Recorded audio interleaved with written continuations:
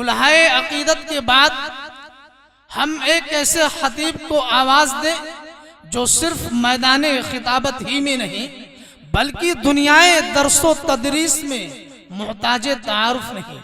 मेरे पास वो मुनासिब अल्फाज नहीं है कि जिनसे हजरत की सही तारीफ की जा सके, ताहम मेरे टूटे फूटे जुमलों में हजरत की ये तारीफ की जा सकती है कि हजरत एक शोला बयां मुकर्रिर, एक शहर आफरी खतीब, एक कामयाब मुदर्रिस और एक मायनास मुफक्किर है। हजरत की तकरीर में पहाड़ी नदी की सी रवानी, चट्टान की सी सलाबत, शेर की सी धाड़ और खामोश समंदर की तह में छुपे हुए तूफान की सी कहर। इससे मेरी मुराद हम सब के बड़े हजरत मौलाना मुफ्ती परवेज अख्तर साहब, उस्ताद मदरसा फुरकानिया गोंडा हैं। आइए हजरत का इस शेर के साथ इस्तकबाल करें। धड़कन है निगाहों में न दिल में तूफान, धड़कन है निगाहों में न दिल में तूफान, साकी मेरे सागर में तला तुम भर दे। जो कारी साहब ने आपको माहौल दिया है, आप उस माहौल को बरकरार रखें और आपको ये महसूस होगा हजरत की तकरीर से, और हमें उम्मीद है कि आपके चेहरे से ये जाहिर हो रहा है कि इंशाअल्लाह तुम इंशाअल्लाह आप प्रोग्राम के इख्तिताम तक बैठेंगे और हजराते उलमाए किराम के बयानात को सुनकर जाएंगे। इन्नल हम्दुलिल्लाह नहमदुहु व नस्तईनुहु व नु'मिनु बिही व नतवक्कलु अलैहि व नऊज़ु बिल्लाहि मिन शुरूरि अनफुसिना व मिन सय्यिआति अअमालिना। मन यहदिहिल्लाहु फला मुदिल्ल लहु व मन युद्लिल फला हादिय लहु व नशहदु अल्ला इलाहा इल्लल्लाहु वहदहु ला शरीका लहु व नशहदु अन्न मुहम्मदन अब्दुहु व रसूलुहु। अम्मा बअदु फ़अऊज़ु बिल्लाहि मिनश शैतानिर रजीम। बिस्मिल्लाहिर रहमानिर रहीम। या अय्युहल्लज़ीना आमनू ला तरफ़अू अस्वातकुम फ़ौक़ सौतिन नबी वला तजहरु लहु बिलक़ौलि कजहरि बअदिकुम लिबअदिन अन तहबत अअमालुकुम व अंतुम ला तशउरून। वक़ाल तआला लक़द कान लकुम फ़ी रसूलिल्लाहि उस्वतुन हसनह लिमन कान यर्जुल्लाह वल यौमल आखिर व ज़करल्लाह कसीरा। एक बार बारगाह रिसालत मआब सल्लल्लाहु अलैहि वसल्लम दरूद शरीफ का नजराने अकीदत पेश कीजिए। अल्लाहुम्मा सल्लि अला मुहम्मदिन नबिय्यिल उम्मी व अला आलिहि व सल्लिम तस्लीमा। या रब्बि सल्लि व सल्लिम दाइमन अबदन अला हबीबिका खैरिल खल्क़ि कुल्लिहिम। हमारे बीच मुअज़्ज़ज़ मुकर्रम मेहमानान इज़ाम तशरीफ फरमा है। होना तो ये चाहिए था कि हम मकामी लोगों के बयानात ख़त्म करके मेहमानों ही को वक्त दिया जाता। बहरहाल जब मुझे कुछ हुक्म दिया गया है तो थोड़ी देर में आपके बीच रहूंगा। मैं बहुत ज़्यादा लंबी चौड़ी गुफ्तगू नहीं करूंगा और ना ही आप इतना झेल पाएंगे मुझे, इसलिए कि आपको अभी एक आलिशान मुकर्रिर को भी समाअत फरमाना है। अलबत्ता कारी सुहेल साहब सीधा फजलहू पढ़ रहे थे, दिल ये चाह रहा था कि पढ़ते जाते और हम सुनते जाते। उन्होंने मुख्तसर वक्त दिया है, लेकिन इंशाअल्लाह फिर दोबारा आपके सामने हाजिर होंगे। मैंने अभी आयत तिलावत फरमाई है। मुझे हुक्म हुआ है सीरतुन नबी के ऊपर गुफ्तगू करने का। मैं 3 बातें आपके सामने अर्ज करूंगा। सबसे पहली चीज मुझे थोड़ी सी बात करनी है अज़मत मुस्तफ़ा सल्लल्लाहु अलैहि वसल्लम पर। दूसरी चीज रसूलुल्लाह सल्लल्लाहु अलैहि वसल्लम की आइली जिंदगी, खानदान, घरेलू जिंदगी आपकी क्या थी। तीसरी चीज आपकी समाजी जिंदगी क्या थी, समाज में आप किस तरह से। सबसे पहली चीज कि रसूलुल्लाह सल्लल्लाहु अलैहि वसल्लम की आज़मत क्या है। हम इंतहाई हसास होकर और हमारा ईमान कहाँ खड़ा है, हमारे दिल में अल्लाह के नबी सल्लल्लाहु अलैहि वसल्लम के क्या अजमत होनी चाहिए, इस ऐसे से हम इसे सुने। खुद हमारे और आपके परवरदिगार ने हजरत मोहम्मद मुस्तफ़ा सल्लल्लाहु अलैहि वसल्लम की कुरान में क्या अजमत बयान की है। पूरा कुरान आप पढ़ जाएं, पूरे कुरान में कहीं भी जब नबियों को मुखातब किया गया है तो कहीं कहा गया या इब्राहिम, या यूनुस, या ईसा इब्न मरियम, या मूसा, या ईसा, लेकिन 4 जगह हजरत मोहम्मद मुस्तफ़ा सल्लल्लाहु अलैहि वसल्लम का नाम कुरान में आया है। कहीं भी अल्लाह ने या मोहम्मद कहकर पुकारना गवारा नहीं किया है।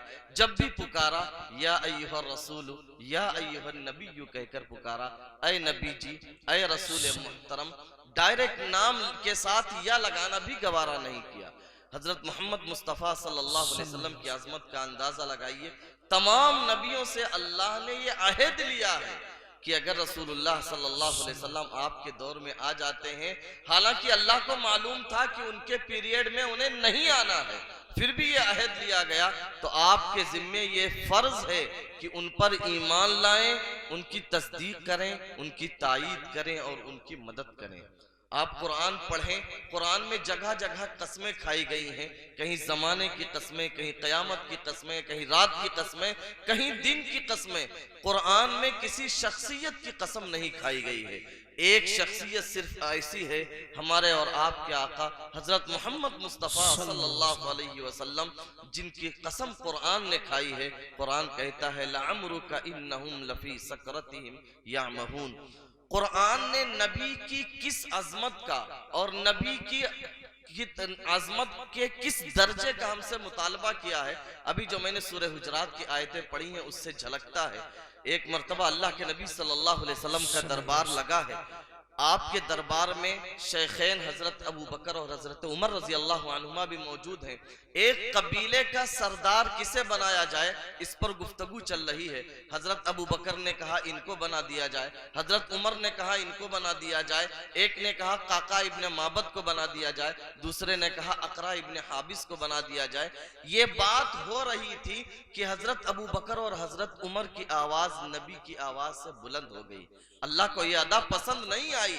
जिब्रील आए, आयतें लेकर आए, ला तरफउ अस्वातकुम फौका सौतिन नबी, ऐ ईमान वालों, अबू बकर और उमर के वास्ते से कयामत तक के लोगों ये बात कान खोल कर सुन लो, अगर नबी की आवाज से आवाज बुलंद भी हो गई तो ईमान चला जाएगा, आमाल बर्बाद हो जाएंगे। एक सहाबी है कैस इब्न साबित अंसारी रजी अल्लाह ताला अन्हु, उनकी फितरतन आवाज बुलंद थी, जैसे लोग होते हैं कि आवाज बुलंद रहती है। इस आयत के उतरने के बाद उन्होंने नबी की मजलिस में आना बंद कर दिया, अपने घर की कुंडी लगा ली और घर के अंदर कैद हो गए। 1 हफ्ते के बाद अल्लाह के रसूल सल्लल्लाहु अलैहि वसल्लम ने उन्हें बुला भेजा, कहा क्यों मजलिस में नहीं आते हैं। तो उन्होंने अर्ज किया अल्लाह के नबी सल्लल्लाहु अलैहि वसल्लम, मेरी आवाज बुलंद है, अगर मैं मजलिस में बोलूंगा तो मेरी आवाज आपकी आवाज से ऊंची उठ जाएगी और मेरा ईमान चला जाएगा, मेरे आमाल बर्बाद हो जाएंगे। अल्लाह के नबी सल्लल्लाहु अलैहि वसल्लम ने फरमाया कि नहीं, तुम उन जहन्नमियों में से नहीं हो, तुम तो जन्नती लोगों में से हो। वो तो वईद दूसरों के लिए है जो जानबूझकर ये बगैर किसी मजबूरी के नबी की आवाज से आवाज बुलंद करते हैं। सहाबा ने ये अजमत नबी की करके दिखाई। आइए हम ईमान हमारा ताज़ा हो जाएगा हम अगर थोड़ी सी तवज्जो से सुने। हजरत अबू बकर सिद्दीक रजी अल्लाह ताला अन्हु है और गारे सौर है।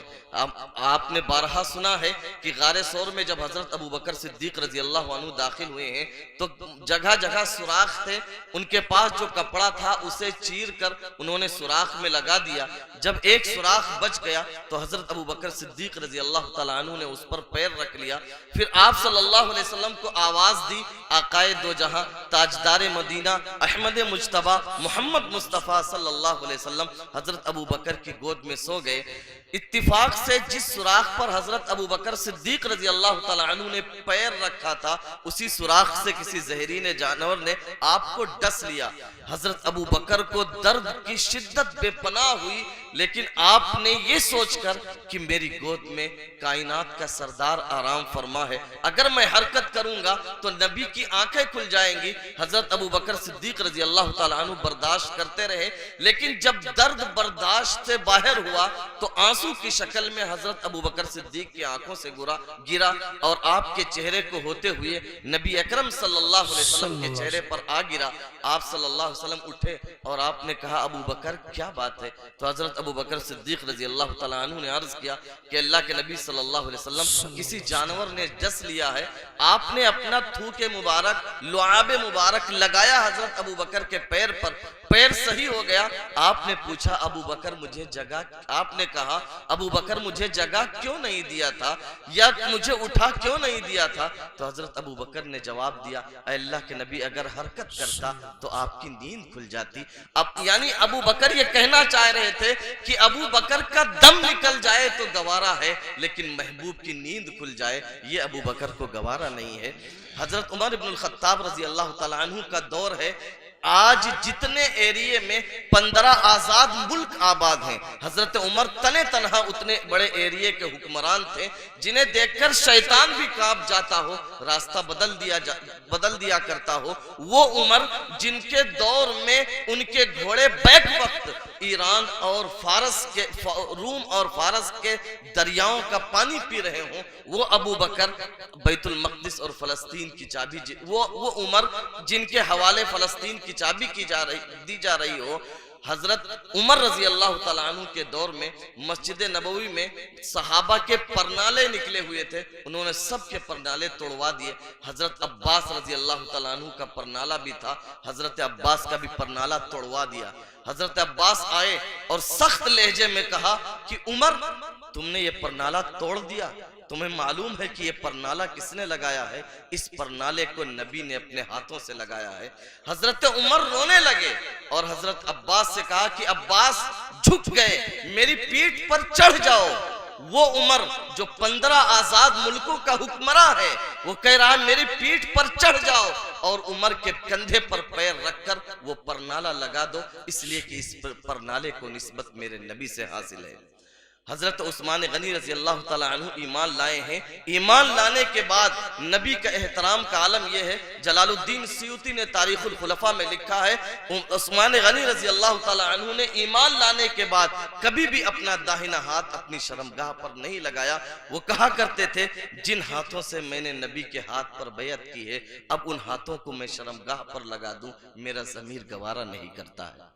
सुलह हुदैबिया के मौके पर जब सुलह लिखी गई तो हजरत अली रजी अल्लाह तआला अन्हु लिखने वाले हैं। आप सल्लल्लाहु अलैहि वसल्लम ने कहा, अली लिखो, हादा मा क़ादा अलैहि मुहम्मदुर रसूलुल्लाह, ये वो फैसला है जिस पर मुहम्मदुर रसूलुल्लाह एग्री और राजी हैं। तो सुहेल इब्न अम्र ने एतराज किया कि अगर हम आपको रसूलुल्लाह मान लें तो लड़ाई क्या है? सारी लड़ाई ही तो इसलिए है कि हम आपको रसूल नहीं मानते हैं। आप सल्लल्लाहु अलैहि वसल्लम ने कहा कि अली, जहां मोहम्मद के आगे रसूलुल्लाह लिखा है वो मिटा दो। हजरत अली का एहतराम देखिए, आपने कहा, वल्लाहि ला अम्हुका अबदा, अल्लाह के नबी, अब जिन हाथों ने एक बार मोहम्मद के आगे रसूलुल्लाह लिख दिया है, वो हाथ कट तो सकते हैं, लेकिन अब रसूलुल्लाह को वो हाथ मिटा नहीं सकते हैं। आप सल्लल्लाहु अलैहि वसल्लम ने हजरत अली से कहा, बताओ कहाँ लिखा है? उन्होंने बताया। हजरत अबू बकर के पास गए, हजरत उमर के पास गए, उस्मान और अली के पास गए रजी अल्लाह अन्हुम। जब बात नहीं बनी तो सोचा कि अपनी बेटी से जाकर मिल लेते हैं जो रसूलुल्लाह सल्लल्लाहु अलैहि वसल्लम के घर में है। जब अबू सुफियान बेटी के पास पहुंचे हैं, एक लंबे अरसे के बाद पहुंचे हैं, इसलिए कि उनकी बेटी ने हबशा की तरफ हिजरत की थी, फिर मदीना आई है। तो कई सालों के बाद जब बाप बेटी के दरवाजे पर पहुंचा है, बेटी के घर में अल्लाह के रसूल सल्लल्लाहु अलैहि वसल्लम का बिस्तर बिछा हुआ था। हजरत उम्मे हबीबा रजी अल्लाह तआला अन्हा ने जब अपने बाप को देखा तो बिस्तर पलट दिया। बाप ने कहा कि बेटी, क्या बिस्तर इस लायक नहीं है कि तेरा बाप उस पर बैठ जाए, या तेरा बाप इस लायक नहीं है कि उस बिस्तर पर बैठ जाए? तो बेटी ने जवाब जो ईमान दिया वो जवाब सुनिए और नबी का एहतराम सुनिए। बेटी ने जवाब दिया इन्नका इम्रुउन नजिस, कि अब्बा जान आपके पास अभी ईमान की दौलत नहीं है, आप शिर्क में मुलव्विस हैं, आप नापाक हैं, ये मेरे नबी का बिस्तर है, आप बाप हैं, गवारा है, लेकिन इस नबी के बिस्तर पर आप बैठने के काबिल नहीं हैं। और ये तो उस दौर के सहाबा थे। इमाम मालिक रहमतुल्लाह अलैह पूरी जिंदगी इन्होंने मदीने में गुजार थी, इनको इमाम दारुल हिजरत कहा जाता है, पूरी जिंदगी मदीने में गुजार दी, लेकिन मदीने के हुदूद हरम में इन्होंने कभी इस्तिंजा और पाखाना नहीं किया। वो कहा करते थे जिस सरजमीन ने मेरे नबी के कदमों को बोसा दिया हो, इमाम मालिक उस मिट्टी पर पाखाना कर दे, ये इमाम मालिक का ईमान गवारा नहीं करता। इमाम मालिक के अस्तबल में शानदार घोड़े थे, लेकिन मदीने की सरहद में कभी इमाम मालिक उन घोड़ों पर सवार नहीं हुए। लोग कहा करते थे कि हजरत घोड़े पर सवार हो जाइए, आप मदीने से बाहर जाते हैं फिर घोड़ों पर सवार होते हैं। तो इमाम मालिक फरमाया करते थे कि इस सरजमीन ने मेरे नबी के कदमों को चूमा है। इमाम मालिक इस सरजमीन को घोड़ों की टापों से नहीं रोन सकता है। इमाम मालिक रहमा के दौर में एक आदमी ने कहा मदीने की मिट्टी अच्छी नहीं है। इमाम मालिक ने कहा इसे 40 कोड़े लगाए जाए। लोगों ने कहा हजरत इतनी सी बात पर 40 कोड़े? इमाम मालिक ने जवाब दिया, वो ईमान सुनिए और वो एहतराम सुनिए। इमाम मालिक ने कहा अगर मेरा बस चलता तो मैं इसकी गर्दन उड़ा देता। जिस सरजमीन पर मेरे नबी के पैर मुबारक पड़े हों वो सरजमीन अच्छी नहीं हो सकती, वो मिट्टी अच्छी नहीं हो सकती, तो फिर दुनिया की और कौन सी मिट्टी अच्छी होगी? अगर मेरा बस चलता तो मैं हुक्म देता कि इसकी गर्दन मार दो। ये तो बहुत बड़े अल्लाह वाले थे जिन्हें हम दुनियादार बादशाह कहते हैं, और इत्तिफाक से दुनिया ने जिसको विलन बनाकर पेश किया है सुल्तान महमूद गजनवी, उनका पीरियड है। उनका एक दरबारी है जिसका नाम है ताजुद्दीन। जब वो दरबार में आया करता था तो सुल्तान महमूद गजनवी उसे मोहम्मद कहकर पुकारा करता था। एक दिन जब ताजुद्दीन दरबार में आया तो सुल्तान महमूद ने उसे मोहम्मद कहकर नहीं पुकारा बल्कि ताजुद्दीन कहकर पुकारा। वो घबरा गया कि शायद बादशाह सलामत नाराज हो गए हों, इसलिए कि पहले बादशाह भी थोड़ी थोड़ी बात पर नाराज हो जाया करते थे। 3 दिन तक वो दरबार में नहीं आया। जब सुल्तान महमूद ने उसे बुलवाया और पूछा कि तू दरबार में क्यों नहीं आ रहा था, तो उसने कहा कि रोज आना आप मुझे मोहम्मद कहकर पुकारा करते थे, कल ताजुद्दीन कहकर पुकारा, इसलिए मैं नहीं आया। मैंने सोचा कि शायद आप नाराज हो। तो सुल्तान महमूद गजनवी ने जो मोमिनाना जवाब दिया है, नौजवानों वो जवाब सुनिए। सुल्तान महमूद ने जवाब दिया, जब मैं तुझे मोहम्मद कहकर पुकारा करता था तो मेरा वजू हुआ करता था, परसों मेरा वजू नहीं था तो मैंने बेवजू अपने नबी का नाम लेना गवारा नहीं समझा, इसलिए मैंने तुझे ताजुद्दीन कहकर पुकारा। ये बादशाहों का एहतराम है। नबी हमारे बीच नहीं मौजूद हैं, नबी की बातें मौजूद हैं, नबी के अदाएं मौजूद हैं, नबी की सुन्नतें मौजूद हैं, नबी की उम्मत मौजूद है, नबी के उलूम वाले लोग मौजूद हैं, हम उनका एहतराम करें। इमाम मालिक रहमतुल्लाह अलैह का दौर है। एक दिन वो मस्जिद नबवी में हदीस दे रहे थे, बिच्छू ने आकर उन्हें डंक मारा और फिर वो उनके कपड़े में घुस गया। वो हदीस पढ़ाते रहे, लेकिन दर्द की शिद्दत की वजह से इधर उधर हल्का सा वो घूमते रहे। बाद में जब दर्स खत्म हुआ तो अपने शागिर्द से कहा कि मेरा कुर्ता उतारो। जब कुर्ता उतारा तो देखा कि 16 जगह बिच्छू ने डंक मारा है। शागिर्द ने कहा कि हुजूरे वाला आप पहले बता देते और ये दर्स खत्म कर देते। तो इमाम मालिक रहमतुल्लाह अलैह ने जवाब दिया, तुमको मालूम नहीं कि मैं नबी की बातें सुना रहा था? अगर मैं बीच में तोड़ देता, इस सिलसिले को खत्म कर देता, तो ये नबी के बातों की बेअदबी थी। इसलिए नबी के बातों का एहतराम ये है कि बिच्छू के डंक का काटना तो गवारा किया, बिच्छू के डंक का मारा जाना तो गवारा किया, लेकिन नबी की बातों को और नबी की बातों को तोड़ना गवारा नहीं किया। तो हमारे बीच में जब नबी की गुफ्तगू हो, नबी की अदाएं बयान की जाएं और नबी की सुन्नतों का तज़किरा हो, समझ में नहीं आता कि एक ईमान वाला मोहब्बत का दावा भी करता है कि महफिलों को छोड़कर चला जाता है। एक हदीस पढ़ी जाती है, एक ईमान वाला वहां बातें करता है। देखिए नबी की बात का एहतराम यह है कि जहां हदीस पढ़ी जाए, नबी का तज़किरा हो, आपकी अदाओं का तज़किरा हो, वक्त हो तो बैठे और ये हरगिज ना करें कि आप बैठे भी हैं और बात कर रहे हैं, नहीं, ये नबी के एहतराम के खिलाफ है। तो इसलिए हमारा ईमान है जिस दिल में नबी का एहतराम नहीं है वो दिल ईमान वाला नहीं हो सकता। उस दिल में निफाक हो सकता है, ईमान नहीं हो सकता है। सुलह हुदैबिया के मौके पर मुगीरा इब्ने शोबा रसूलुल्लाह सल्लल्लाहु अलैहि वसल्लम की पहरादारी के लिए खड़े हैं। उर्वा इब्ने मसूद सकफी जो उस वक्त तक ईमान नहीं लाया था, आपसे बात करने के लिए आया। तो जैसे हम बात करते हैं, बात करते करते वो आपकी दाढ़ी तक आपकी दाढ़ी में हाथ लगाता रहा। एक बार हाथ लगाया, 2 बार जब उसने हाथ लगाया तो मुगीरा इब्ने शोबा ने अपनी तलवार का कुंदा उसके हाथ पर मारा और कहा, आखिर यदा कान लिहयत रसूलिल्लाह सल्लल्लाहु अलैहि वसल्लम, ओ उर्वा अपना हाथ नबी की दाढ़ी से पीछे खींच ले, इसलिए कि तेरा हाथ शिर्क में मुलव्विस है और मेरे नबी की दाढ़ी सरापा तौहीद है। और सुन ले कि अगर दोबारा फिर हाथ बढ़ा तो ये हाथ वापस नहीं जाएगा, मुगीरा इस हाथ को काट लेगा। हालांकि उर्वा इब्ने मसूद मुगीरा इब्ने शोबा के सगे चचा थे। तो हम मुसलमानों को नबी सल्लल्लाहु अलैहि वसल्लम का एहतराम सीखना चाहिए, और जब नबी का एहतराम हो तो उम्मत का एहतराम हो। ये कमाल की बात है कि एक आदमी जो है नबी के एहतराम का दावा करता है लेकिन नबी की उम्मत से नफरत करता है। भाई ये वो उम्मत है जिसके लिए नबी रोए हैं, ये उम्मत है जिसका नबी से ताल्लुक जुड़ा है, ये वो उम्मत है जो अपने नबी से मोहब्बत की दावेदार है, ये उम्मत है नबी जिसके ईमान के ख्वाह थे, हम उसी नबी की उम्मत से नफरत करें। तो पहली चीज मैंने ये बयान की, हमारे दिल में नबी का एहतराम होना चाहिए। सीरत का दूसरा पहलू जो हमें हुक्म हुआ है वो है कि नबी सल्लल्लाहु अलैहि वसल्लम की आइली जिंदगी, हम जिसे कहते हैं घरेलू जिंदगी, कि आप अपनी बीवियों के बीच में कैसे रहा करते थे। कान खोलकर सुने, ज्यादा देर में आपका नहीं रहूंगा, 15 मिनट सिर्फ आपके बीच में और हूं, उसके बाद मेहमान का वक्त होगा। रसूलुल्लाह सल्लल्लाहु अलैहि वसल्लम की जो आइली जिंदगी है, घरेलू जिंदगी है, हम बहैसियत मर्द हमारा ये फर्ज बनता है कि हम उसे जाने। देखिए, हजरत आदम अलैहिस्सलातु वस्सलाम हमारे और आपके दादा जान, उनकी अहलिया हजरत हव्वा हमारी दादी जान। आपको मालूम है कि आदम अलैहिस्सलातु वस्सलाम को अल्लाह ने अपने हाथों से पैदा किया, लेकिन हव्वा को आदम की पिसली से पैदा किया। क्यों?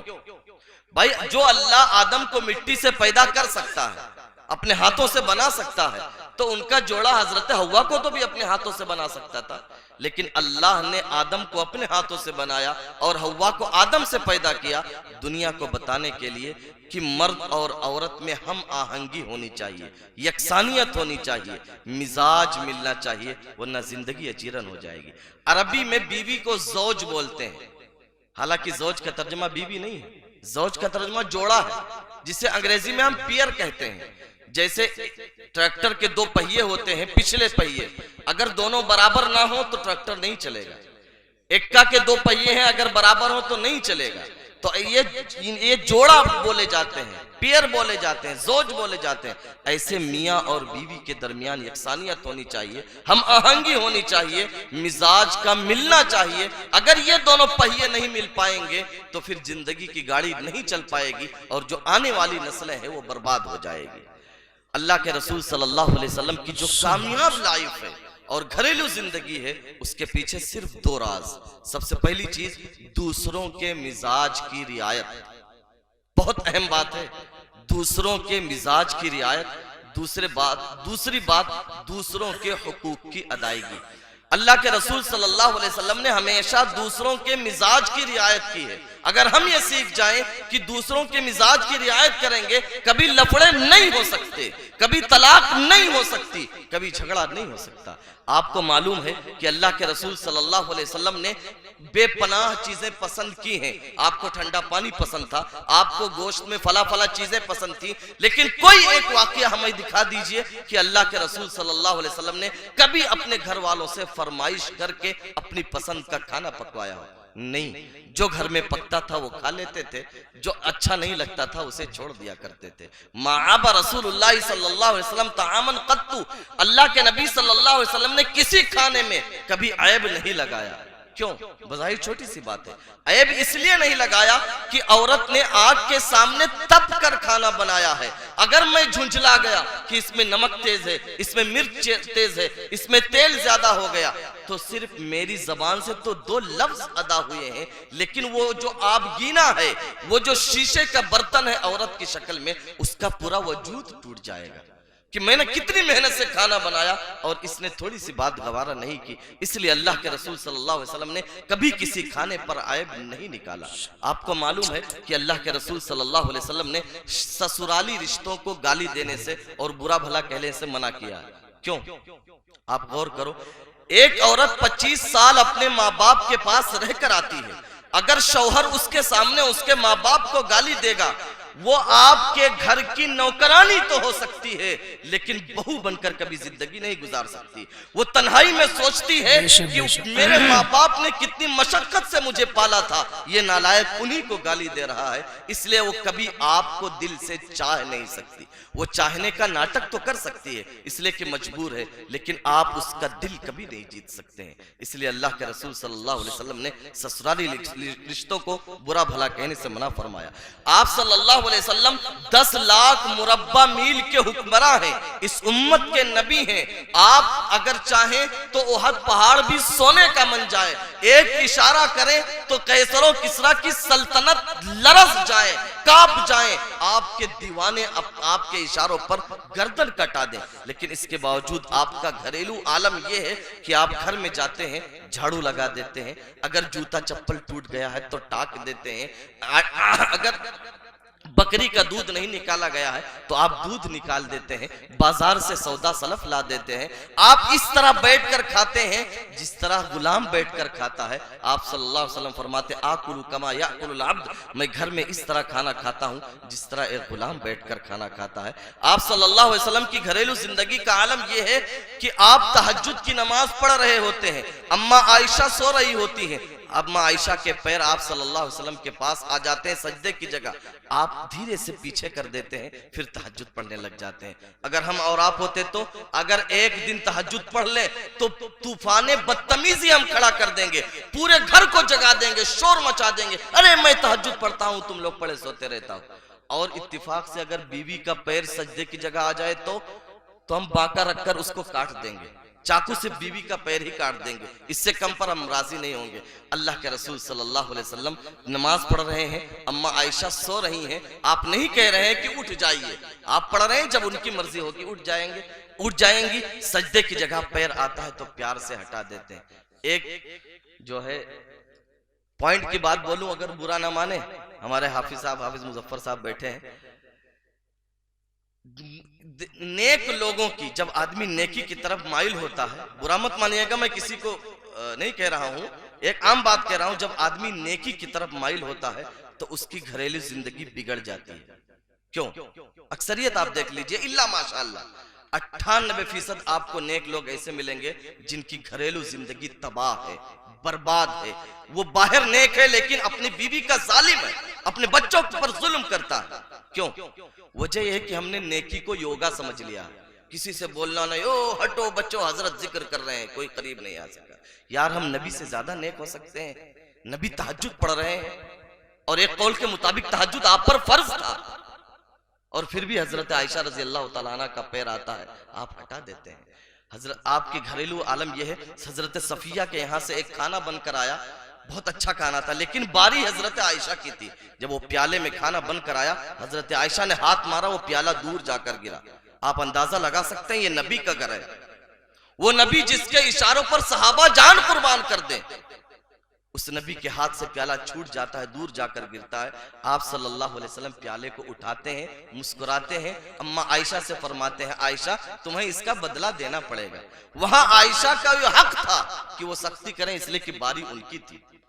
यह घरेलू जिंदगी। आप सल्लल्लाहु अलैहि वसल्लम नहा रहे होते हैं, हजरत आयशा से कहते हैं कि आओ टब में नहाया जाए, दोनों एक साथ नहाते हैं। कभी ऐसा होता है कि हजरत आयशा नहा रही होती हैं तो आप फरमाते हैं कि आयशा पानी छोड़ देना मेरे लिए, मैं भी नहाऊंगा। कभी यूं होता है कि अम्मा आयशा पानी पी रही होती हैं तो आप सल्लल्लाहु अलैहि वसल्लम पूछते हैं कि आयशा बताओ तुमने कहां से पानी पिया है, मैं भी वहीं से पीऊंगा। हजरत आयशा रजी अल्लाह ताला अन्हा एक दिन उनकी सैर व तफरीह का दिल चाहता है, मस्जिद नबवी के सहन में हबशी लोग नेज़े से खेल रहे होते हैं। हजरत आयशा आपके कंधे पर थोड़ी रख देती हैं, आप सल्लल्लाहु अलैहि वसल्लम खड़े रहते हैं। हजरत आयशा आपके कंधे से पूरा सीन, पूरा मंजर और पूरा खेल देखती हैं। आप सल्लल्लाहु अलैहि वसल्लम उस वक्त तक वहां से नहीं हटे जब तक कि हजरत आयशा का पेट और मन भर नहीं गया। जब हजरत आयशा खुद हटी है तब आप सल्लल्लाहु अलैहि वसल्लम हटे हैं। अगर ये घरेलू जिंदगी हो तो बताओ कभी तोड़ होगा, कभी तलाक होगी? नहीं। दूसरी तरफ चलो, औरतों का क्या फर्ज है। मेरी माओ और बहनों, 5 मिनट में आप सभी में कुछ कहना चाहूंगा। हजरत मोहम्मद मुस्तफा सल्लल्लाहु अलैहि वसल्लम इस धरती के पहले इंसान हैं जिन्होंने आपको जिंदगी का हक दिया। आप सल्लल्लाहु अलैहि वसल्लम के आने से पहले इस दुनिया ने औरतों को जिंदगी का हक ही नहीं दिया था। वो तो बाप के रहमो करम पर थी। अगर बाप चाहता तो जिंदा रखता और अगर ना चाहता तो जमीन के नीचे दफन कर देता। हजरत मोहम्मद मुस्तफा सल्लल्लाहु अलैहि वसल्लम पहले इंसान हैं जिन्होंने औरतों को जिंदगी का हक दिया। और वो औरत जो मिट्टी के नीचे दब चुकी थी उसको वहां से उठाया और कहा कि इसकी अगर तरबियत कर ले जाओ, इसकी खिदमत कर ले जाओ तो जन्नत वाजिब है। जन्नत सिर्फ वाजिब नहीं है, आपने फरमाया जन्नत में मोहम्मद रसूलुल्लाह के साथ होगा वो इंसान जो अपने 2 बच्चियों की या 3 बच्चियों की या 1 बच्चियों की तरबियत कर ले जाए। जो औरत मिट्टी के नीचे दबी थी आपने उठाया, कहा इसे कहां दबा रहे हो? इसके नीचे अल्लाह ने जन्नत रख दी है, इसके कदमों के नीचे। सब जिंदगी का हक रसूलुल्लाह सल्लल्लाहु अलैहि वसल्लम ने दिया। अच्छा, आपको क्या हक दिया है कभी आपने सोचा? इशा की नमाज हो रही है, मस्जिद नबवी है, फर्ज नमाज हो रही है। अल्लाह के नबी सल्लल्लाहु अलैहि वसल्लम कहते हैं, बुखारी की रिवायत है, मेरा दिल ये चाहता है कि मैं नमाज को लंबी पढ़ाऊं, लेकिन मैं पीछे से बच्चे के रोने की आवाज सुनता हूं तो अतजव्वज़ु फी सलाती, मैं नमाज इसलिए छोटी कर देता हूं कि बच्चा रोएगा तो माँ का दिल दुखेगा, किसी औरत का दिल न दुखे, इसलिए नबी अपनी फर्ज नमाज छोटी कर देते हैं। इससे बड़ा एहसान औरतों पर और क्या हो सकता है?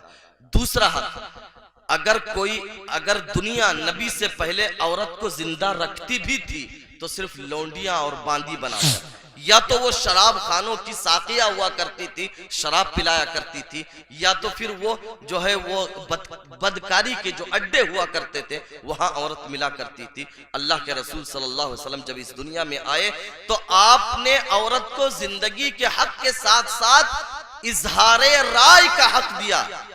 स्पीच ऑफ फ्रीडम, ये पहली बार जो है फ्रीडम ऑफ स्पीच जो है ये दुनिया में पहली बार हजरत मोहम्मद मुस्तफा सल्लल्लाहु अलैहि वसल्लम ने औरतों को दिया। आप एक वाकये से मुस्लिम की रिवायत का अंदाजा लगाएं, आपका दिल दहल जाएगा, ईमान बुलंद हो जाएगा कि ये नबी की सीरत है। एक हजरत आयशा रजी अल्लाह तआला अन्हा की बांदी हैं, हजरत बरीरा रजी अल्लाह तआला अन्हा, इंतहाई खूबसूरत सहाबिया हैं। हजरत आयशा के यहाँ है गुलाम है, इनके शौहर का नाम है मुगीस, वो भी गुलाम है। जब हजरत बरीरा आजाद हुई तो शरीयत ने हुक्म दिया है आजाद होने के बाद औरत को यह हक है अगर चाहे तो अपना निकाह बाकी रखे और अगर चाहे तो अपना निकाह तोड़ दे। जब ये आजाद हो गई तो इन्होंने हजरत मुगीस से कहा मैं तुम्हारे साथ नहीं रहना चाहती हूँ, इसलिए वो थोड़े से रंग उनका जो है वो सांवला था, तो उन्होंने कहा मैं मुगीस के साथ नहीं रहूंगी और अपना रिश्ता तोड़ लिया। शरीयत ने उनको यह हक दिया था। हजरत मुगीस मदीने की गलियों में रोते थे। हजरत अब्बास रजी अल्लाह तआला अन्हु के पास गए सिफारिश लेकर कि नबी सल्लल्लाहु अलैहि वसल्लम से कहो कि आप जो है हजरत बरीरा से सिफारिश करें और बरीरा मेरे पास रुक जाए। ईमान वालों सुनिए, आप सल्लल्लाहु अलैहि वसल्लम ने हजरत बरीरा को बुलाया और कहा कि मुगीस बहुत रो रहे हैं, मेरी बात पर गौर कर लो और दोबारा मुगीस के पास चली जाओ। तो हजरत बरीरा ने कहा कि अल्लाह के नबी सल्लल्लाहु अलैहि वसल्लम ये आपका हुक्म है, ये आपका मशवरा है, कुर्बान जाइए। ये जो इंटेलेक्चुअल दुनिया है जो अपने आप को दानिश्वर कहती है, ये जो वेस्ट का कल्चर है, ये जो मगरिबी दुनिया है जो औरत के आजादी के नारे लगाती है, असल आजादी उसको रसूलुल्लाह सल्लल्लाहु अलैहि वसल्लम ने दी थी। आप सल्लल्लाहु अलैहि वसल्लम ने से हजरत बरीरा ने पूछा, अल्लाह के नबी ये आपका हुक्म है, ये आपकी राय है, अगर आपका हुक्म है तो बरीरा मानने के लिए तैयार है। अल्लाह के नबी अगर ये आपकी राय है फला हाजत अली, तो बरीरा इस राय को नहीं मानती।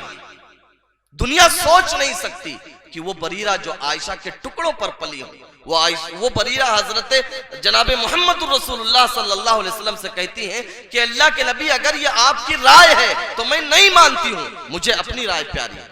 चुनांचे वो हजरत मुगीस के पास नहीं गई। तो औरत को जो है इजहार राय की आज़ादी सबसे पहले हजरत मोहम्मद मुस्तफ़ा सल्लल्लाहु अलैहि वसल्लम ने दी। लेकिन मेरी माओ और बहनों, आप जरा सा सोचो, हमने आमीना के लखते जिगर के साथ और उसके दीन के साथ क्या रवैया अपनाया। हमने आप सल्लल्लाहु अलैहि वसल्लम की लाई हुई शरीयत को अपने चौखट से बाहर निकाल दिया, उसे धक्का दे दिया कि नहीं, यहाँ तो सुन्नत के लिए क्या काम है, यहाँ शरीयत के लिए क्या जगह है, यहाँ सुन्नत के लिए क्या जगह है।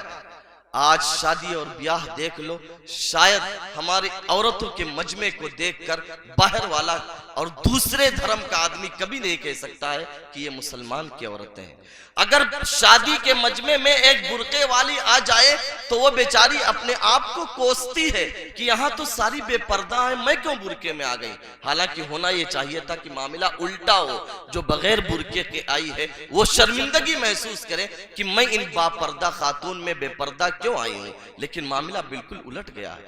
आज हमारी वो बहनें जो फातिमा की बेटियां हैं, जो आयशा की बेटियां हैं, ये डीजे पर थिरक रही हैं, इनके सरों पर दुपट्टे नहीं है, ये बाल को दिखा रही हैं।